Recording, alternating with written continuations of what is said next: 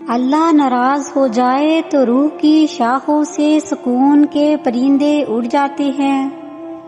زندگی کی روانی کو برقرار رکھنے کے لیے کچھ لوگ ہمیں اللہ کی طرف سے انعام میں ملتے ہیں۔ تم اپنے رب سے بہترین گمان رکھو، وہ تمہارے لیے بہتر کا ارادہ کیے ہوئے ہے۔ کبھی کبھی ہم غلط نہیں ہوتے، بس ہمارے پاس وہ الفاظ نہیں ہوتے جو ہمیں صحیح ثابت کر سکے۔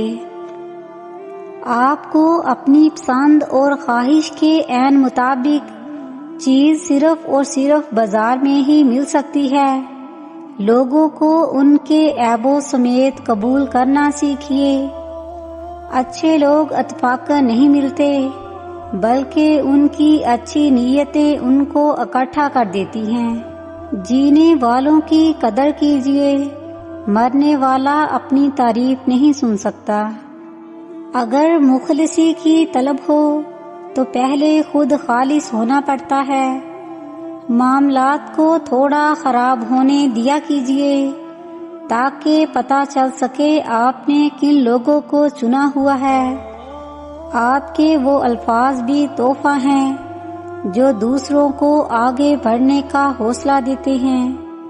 انسان کو جینا آنا چاہیے، مر تو سبھی جاتے ہیں۔ برا وقت ہمیشہ گزر جاتا ہے، چیزیں ٹھیک ہو جاتی ہیں، بس انسان کا ظرف آزمانا ہوتا ہے اللہ نے۔ خوبصورت سوچ خوبصورت دنیا کی تخلیق کرتی ہے۔ ہر کسی کے لیے خود کو اچھا ثابت نہ کرے، آپ صرف ان کے لیے انمول ہیں جو آپ کو سمجھتے ہیں۔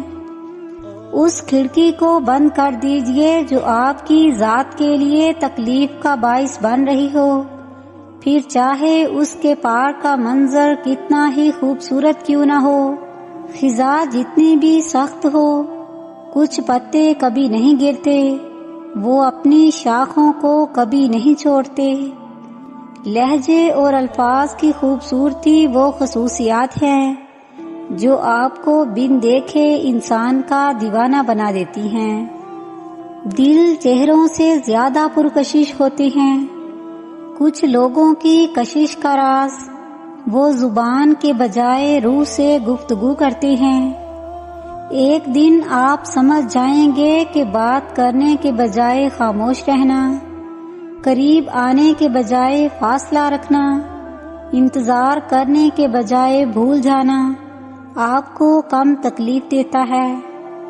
نصیحت جتنی نرمی سے کی جائے گی اتنا اثر کرے گی، کیونکہ زبان کے میٹھے بول دلوں کو خرید لیتے ہیں۔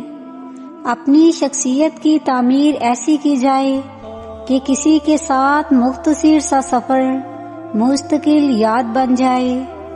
معیار یہ نہیں کہ آپ کو کتنے زیادہ لوگ پسند کرتے ہیں، معیار ہے کہ آپ کو کس طرح کے لوگ پسند کرتے ہیں۔ بہترین پانے کی خواہش سب ہی کرتے ہیں، مگر بہترین پانے کے لیے بہترین بننا پڑتا ہے، کیونکہ پاک تو پاکیزہ کو ہی ملتا ہے۔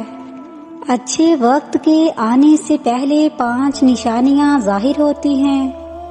غم کا زیادہ ہونا، انسان کے دل پر بوجھ بڑھ جاتا ہے تاکہ وہ اللہ کی طرف رجوع کرے۔ صبر کی آزمائشیں آنا، اللہ کسی بڑے انعام سے پہلے بندے کو آزماتا ہے۔ لوگوں کا ساتھ چھوڑ دینا، تنہائی میں انسان اپنے رب کے قریب ہو جاتا ہے۔ دعا میں شدت پیدا ہونا، جب وقت قریب ہوتا ہے تو دل خود بخود عاجزی سیکھ لیتا ہے۔ امید کا دوبارہ جاگ اٹھنا، دل کے اندر ایک یقین پیدا ہوتا ہے کہ اب بہتری آنے والی ہے۔